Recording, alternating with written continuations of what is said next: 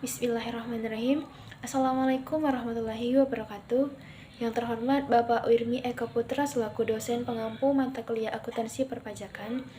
Sebelumnya perkenalkan, saya Sirawati dengan NIM C0C02101 dari program studi D3 Akuntansi Fakultas Ekonomi dan Bisnis Universitas Jambi. Baiklah, di sini saya akan memaparkan materi tentang konsep pembukuan dalam akuntansi perpajakan. Materi pembahasan ada yang pertama yaitu pengertian pembukuan dalam akuntansi perpajakan, yang kedua ketentuan umum dalam akuntansi perpajakan, yang ketiga tujuan pembukuan dalam akuntansi perpajakan, yang keempat syarat-syarat pembukuan dalam akuntansi perpajakan, yang kelima ada prinsip pembukuan dalam akuntansi perpajakan. 1. Pengertian pembukuan dalam akuntansi perpajakan. Pembukuan adalah suatu proses pencatatan yang dilakukan secara teratur untuk mengumpulkan data dan informasi keuangan yang meliputi harta, kewajiban, modal, penghasilan dan biaya, serta jumlah harga perolehan dan penyerahan barang atau jasa, yang ditutup dengan menyusun laporan keuangan berupa neraca dan laporan laba rugi untuk periode tahun pajak tersebut. 2. Ketentuan umum dalam pembukuan dalam akuntansi perpajakan. Pasal 1 ayat 29 Undang-Undang KUP mendefinisikan pembukuan adalah suatu proses pencatatan yang dilakukan secara teratur untuk mengumpulkan data dan informasi keuangan yang meliputi harta, kewajiban, modal, dan penghasilan atau biaya, serta jumlah harga perolehan dan penyerahan barang atau jasa, yang ditutup dengan menyusun laporan keuangan berupa neraca dan laporan laba rugi untuk periode tahun pajak tersebut. 3. Tujuan pembukuan dalam akuntansi perpajakan.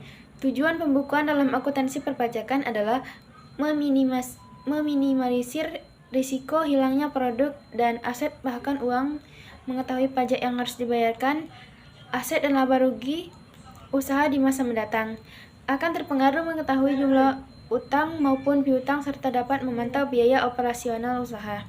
Dalam pembukuan keuangan yang lengkap dapat dilihat seluruh riwayat transaksi dari semua kegiatan ekonomi yang dilakukan, bukan hanya mendapatkan tracking dari pembukuan sederhana. Keempat, syarat-syarat pembukuan dalam akuntansi perpajakan. Adapun proses pembukuan yang dilakukan, setiap wajib pajak harus memenuhi syarat-syarat berikut ini. 1. Harus diselenggarakan dengan memperhatikan itikat baik dan mencerminkan keadaan atau kegiatan usaha yang sebenarnya.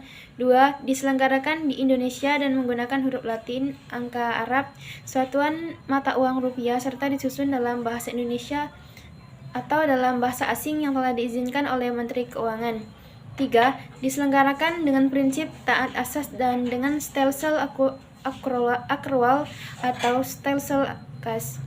Keempat, perubahan terhadap metode pembukuan dan tahun buku harus mendapatkan persetujuan dari Direktur Jenderal Pajak. 5.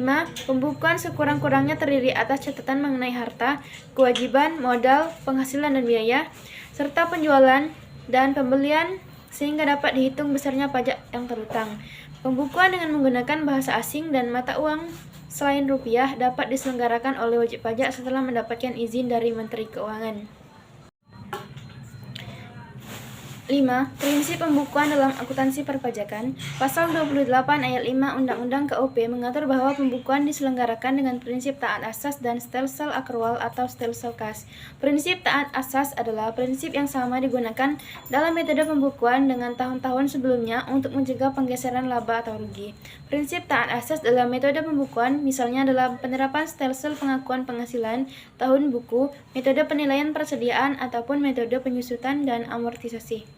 Stelsel akrual adalah suatu metode perhitungan penghasilan dan biaya dalam arti penghasilan diakui pada waktu diperoleh dan biaya yang diakui pada waktu terutang.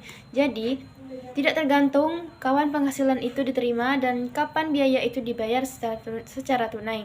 Termasuk dalam pengertian stelsel akrual adalah pengakuan penghasilan berdasarkan metode persentase tingkat penyelesaian pekerjaan yang umumnya dipakai dalam bidang konstruksi dan metode lain yang dipakai dalam bidang usaha tertentu seperti bill of rate dan transfer, serta real estate.